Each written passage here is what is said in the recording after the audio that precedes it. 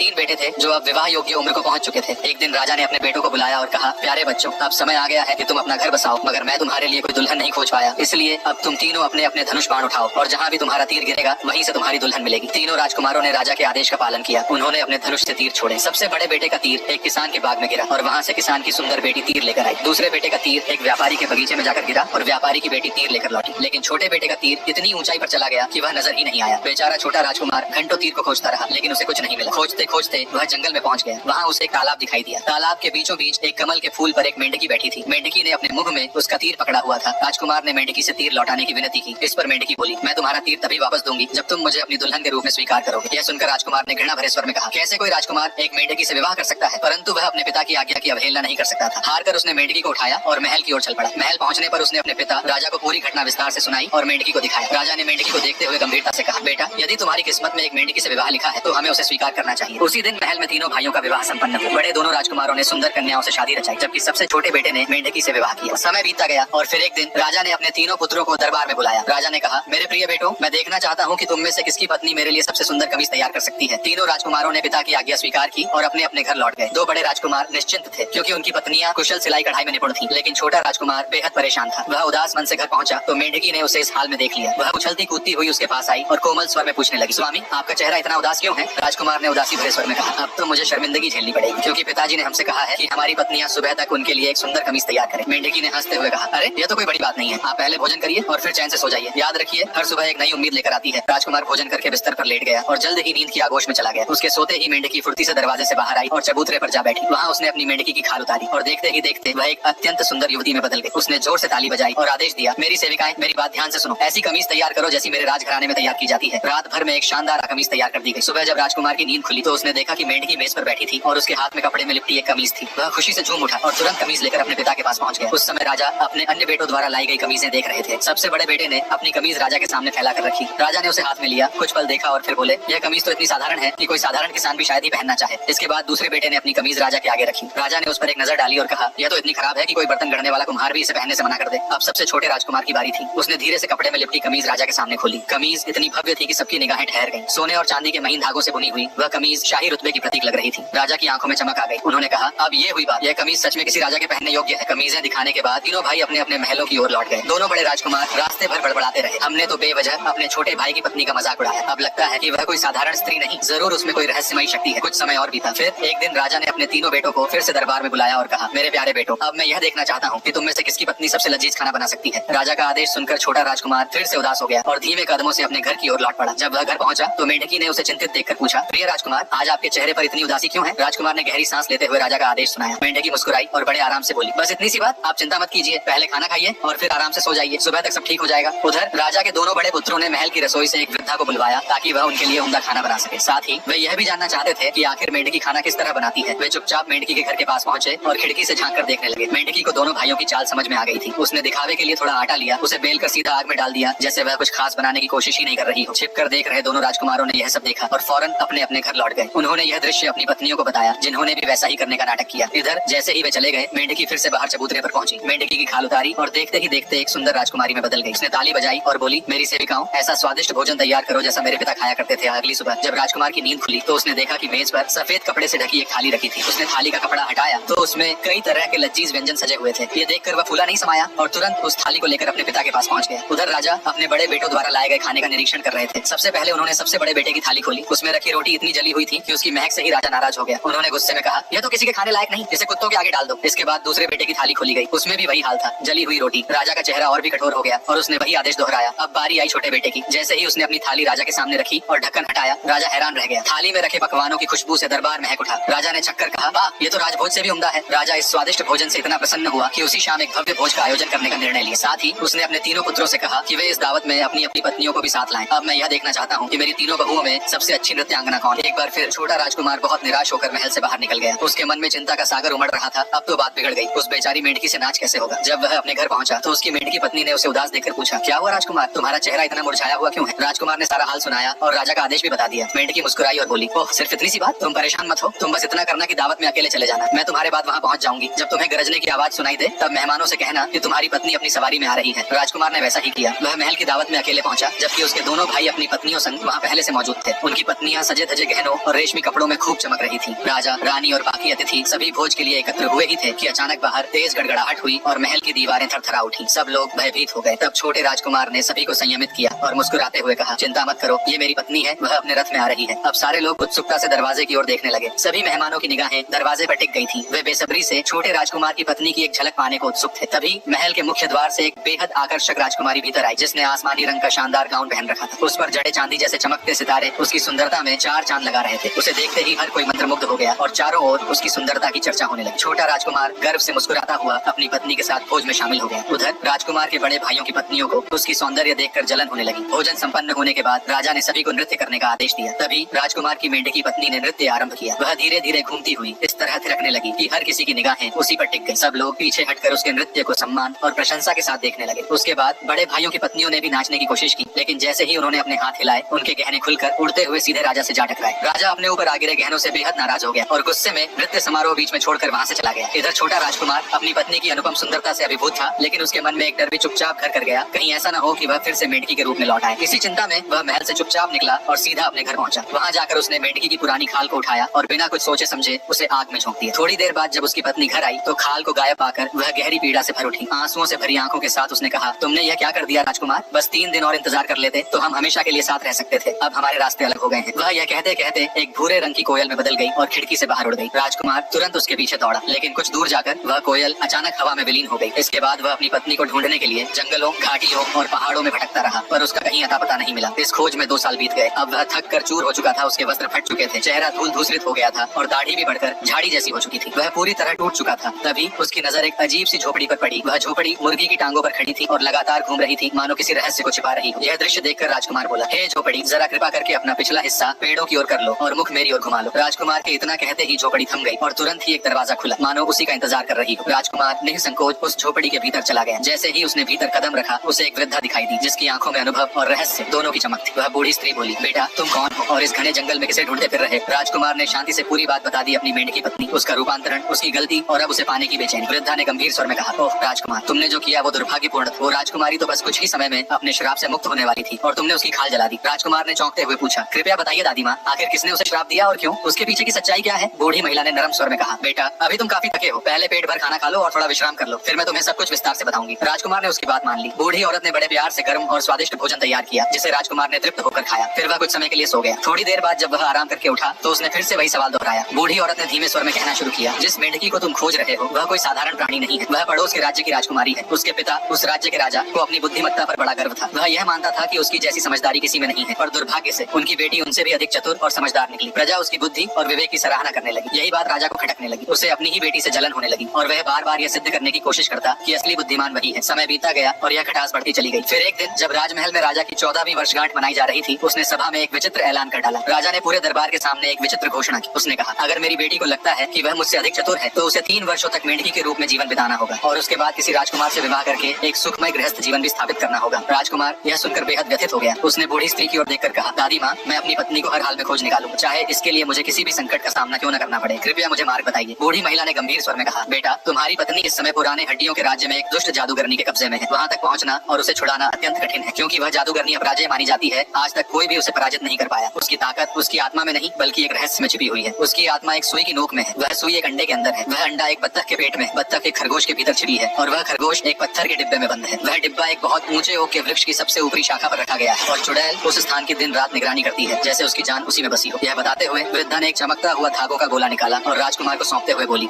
राजकुमार ने धागों का गोला जमीन पर फेंका और वह जैसे जैसे आगे लुढ़कता गया, वह भी उसके पीछे पीछे घने जंगल की ओर बढ़ता चला गया। कुछ ही देर में वह जंगल के गहरे हिस्से में पहुंचा, जहाँ एक विशाल कत्थई रंग का भालू रास्ते के बीचों बीच बैठा था। वह बहुत कमजोर और भूखा लग रहा था। राजकुमार ने तुरंत अपने धनुष से तीर निकालकर निशाना साधा, लेकिन तभी भालू ने इंसानों जैसी आवाज में विनती की, मुझे मत मारो राजकुमार, एक दिन तुम्हें मेरी सहायता की जरूरत पड़ सकती है। राजकुमार का मन पसीज गया। उसने धनुष नीचे रख दिया और भालू को बिना कोई नुकसान पहुंचाए आगे बढ़ गया। कुछ दूरी पर चलते हुए उसके सिर के ऊपर एक सफेद नर बतख उड़ता दिखाई दिया। राजकुमार ने जैसे ही तीर चलाने के लिए कमान चढ़ाई, उसी क्षण बतख बोली, हे राजकुमार, कृपया मुझे जीवन दान दो, समय आने पर मैं तुम्हारे काम आऊंगा। यह सुनकर राजकुमार ने उस पर भी तीर नहीं चलाया और चुपचाप आगे बढ़ गया। थोड़ी ही देर में एक खरगोश झाड़ियों से निकलकर उसके रास्ते को पार करने लगा। राजकुमार ने झट से धनुष उठाया, लेकिन तभी खरगोश भी बोला, मुझे मत मारो राजकुमार, एक दिन मैं भी तुम्हारे लिए कुछ कर सकता हूँ। राजकुमार ने फिर से अपने हाथ रोक लिए और उस नन्हे प्राणी को भी जाने दिया। राजकुमार लगातार चलते चलते एक सुंदर सी झील के किनारे जा पहुंचा। वहाँ उसकी नजर एक मछली पर पड़ी, जो किनारे पर पड़ी पड़ी छटपटा रही थी, जैसे पानी की एक एक बूंद के लिए तड़प रही हो। वह तुरंत उसके पास गया। तभी मछली ने इंसानी स्वर में कहा, हे राजकुमार, मुझ पर कृपा करो, मुझे दोबारा पानी में डाल दो, क्योंकि आने वाले समय में शायद मैं तुम्हारे किसी काम आ सकूं। राजकुमार ने बिना देर किए उसे झील में छोड़ दिया और फिर अपने धागों के जादुई गोले के पीछे पीछे आगे बढ़ गया। शाम होते होते वह एक विशाल ओक के पेड़ के पास पहुंचा। यह पेड़ बहुत ऊंचा और घना था और उसकी सबसे ऊंची शाखा पर एक पत्थर का संदूक रखा हुआ था। वह उसे देखकर सोच में पड़ गया कि इस भारी भरकम बक्से को वह नीचे कैसे लाएगा। तभी अचानक वहीं पर वह कत्थई रंग का भालू प्रकट हुआ, जिससे राजकुमार पहले जंगल में मिला था। भालू ने अपनी ताकतवर भुजाओं से पेड़ को पकड़कर पूरी जड़ से उखाड़ फेंका। पेड़ के साथ ही वह पत्थर का बक्सा भी नीचे आ गिरा और टूटकर बिखर गया। बक्से के अंदर से एक खरगोश बिजली की गति से बाहर निकला और भागने लगा। तभी कहीं से दूसरा खरगोश आ गया, वही जिसे राजकुमार ने पहले जंगल में जीवित छोड़ा था। उसने उस पहले खरगोश का पीछा किया और जैसे ही दूसरे खरगोश ने पहले को पकड़ा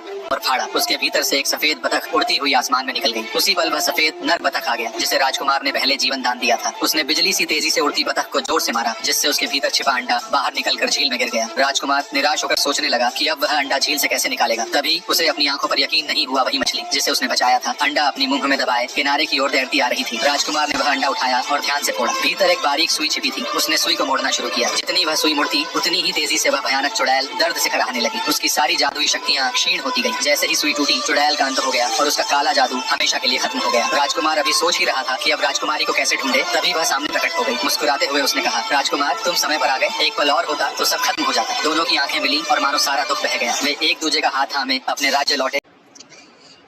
इस कहानी से हमें यह शिक्षा मिलती है कि हमें किसी भी कार्य को करने के लिए सब्र की आवश्यकता होती है। इसलिए हमेशा सब्र रखें। किसी भी काम को जल्दी करने के लिए गलत रास्ता न अपनाएं। और अगर आपको हमारी कहानी पसंद आई हो तो इसे लाइक और सब्सक्राइब करें। जय हिंद।